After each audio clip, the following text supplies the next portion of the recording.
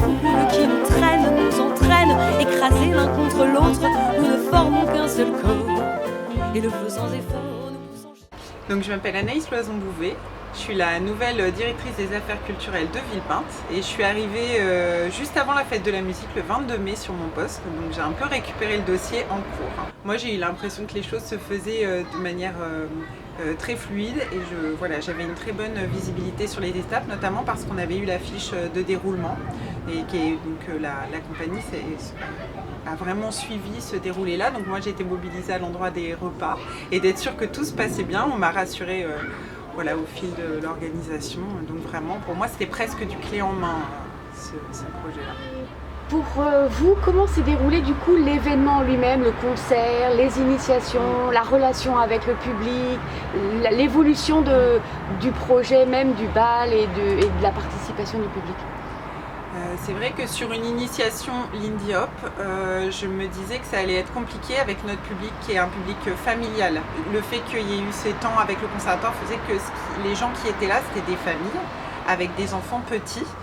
Et en fait, au moment où l'initiation, donc les comédiens, les danseurs arrivent en costume, donc il y a un peu un effet d'émerveillement, ça je m'y attendais pas. C'est très chouette, il y a très vite un univers qui se construit.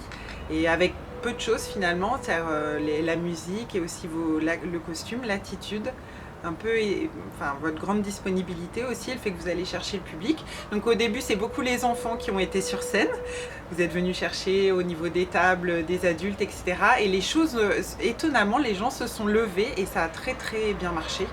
Donc ça, c'était un vrai plaisir de voir la capacité que vous avez les deux danseurs qui étaient là, à la fois adapter les consignes à des tout petits qui n'ont pas dansé et à des adultes qui étaient là et qui devaient constituer des duos et ça a créé une atmosphère très conviviale, chaleureuse, familiale, très très très agréable. Je pense que les familles ont eu l'impression d'avoir un temps suspendu. Donc ça c'est très étonnant de voir comment vous avez réussi à aller chercher des gens qui, a priori, n'étaient pas venus pour cette initiation à la danse, clairement, et qui ont vu une opportunité d'aller sur scène, danser avec nous, et avec vous. Et c'est d'une qualité incroyable. Je pense que ce qui a été beaucoup souligné, c'est ça, c'est la gentillesse des intervenants, le fait que les gens ne s'attendaient pas à danser, et à être pris dans le mouvement, le côté temps suspendu et la qualité de la proposition musicale et de la chanteuse qui est même dans les moments un peu de creux où les gens recommencent à s'asseoir, où on se dit mince, ils vont être plus spectateurs qu'acteurs, qu'arriver à les remobiliser, à mettre de l'énergie. En fait, on est très porté, le public est très porté par l'énergie de la compagnie. Voilà, vous avez vécu un Happy Ball. Si vous aviez à parler du Happy Ball à un autre programmateur, qu'est-ce que vous diriez ? Alors, je dirais que la proposition, elle est très qualitative. C'est très cadré. Il y a l'équipe est agréable et très autonome. Si elle a les bonnes informations techniques, elle est presque autonome. Les choses se déroulent dans le dialogue. Moi, j'ai eu que des retours positifs sur la proposition et à programmer, c'est vraiment facile.